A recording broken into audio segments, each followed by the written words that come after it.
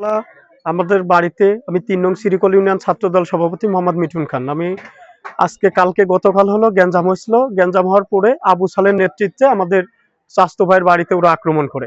পরে ওই গ্যাঞ্জামটা কালকে ওখানে সমাপ্ত হয়। পরবর্তীতে হিরো কাকা, আমাদের ইউনিয়ন সভাপতি কায়েম মোল্লা, ঠিক আছে, মুকুল মেম্বার সবাই বলে যে তোরা ৫ জন, ওরা ৫ জন দিয়ে আজকে হলো বসাবসি করবি যাতে কোনো গ্যাঞ্জাম নয়। আমরা চাচ্ছি চালে গ্যাঞ্জাম যাতে না হয়।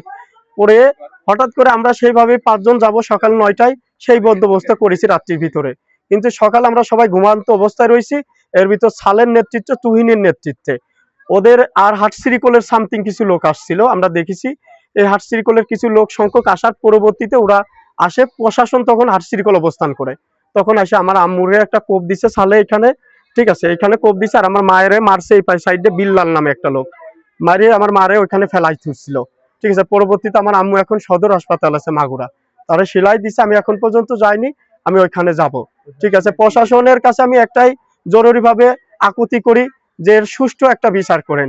আর যারা এই যে এইভাবে ন্যাক্কারজনক হামলা করছে, আপনারা তাদেরকে চিহ্নিত করে তাদেরকে আইনের আওতায় আনেন।